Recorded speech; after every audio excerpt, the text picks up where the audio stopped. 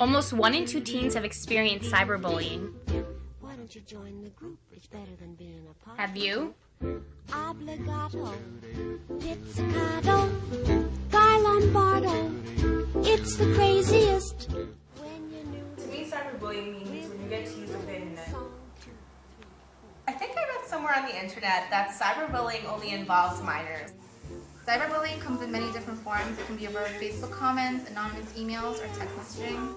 And people are just constantly teasing you and calling you names. And once adults get involved, it's a little more serious. I think it's called either cyber harassment or cyber stalking, something along those lines.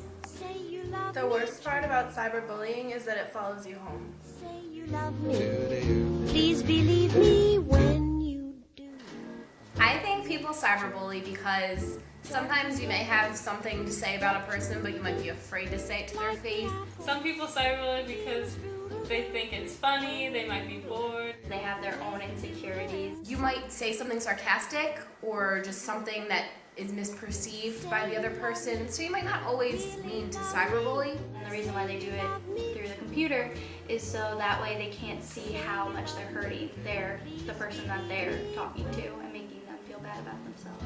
They might think it'll make them seem cool. But I think a lot of the time it really just comes down to cowardice and being afraid to say things to people's face.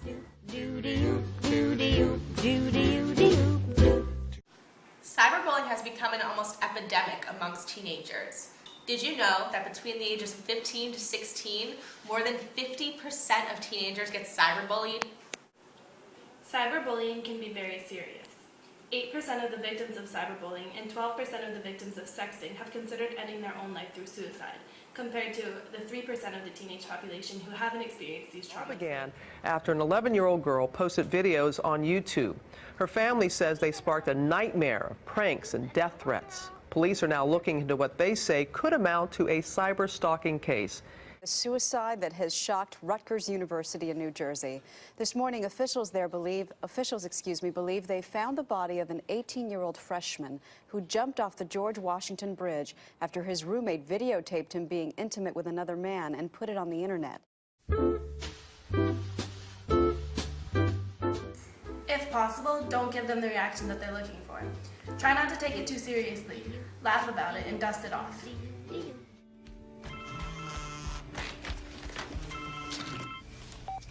Hey, Lindsay commented on our photo.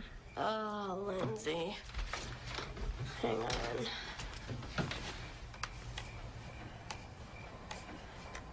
on. That's not very nice. I don't even know which one I'm supposed to be, Lardo or Dogface. I guess I'll be Dogface. Well, what if I want to be Dogface? Well, fine, then I'm Lardo. Could always lose a little bit of weight. Some things that we can do to prevent it is parents can talk to their children about it. A few years ago, a group of kids I know commented a bunch of my pictures and were harassing me pretty much for about a month. And at first, I took it really personally and I was really upset about it. Cyberbullying cannot go ignored.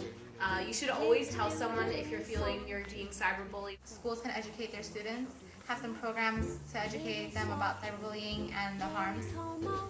And then one day I just realized that I could just block them. And I did, and I haven't had to deal with them since. And it's been relieving and great. Don't suffer in silence. Tell somebody. Really love me? Say you love me true. I love you, do. Say you love me. Please believe me when you do. That makes two go together. Get your booty.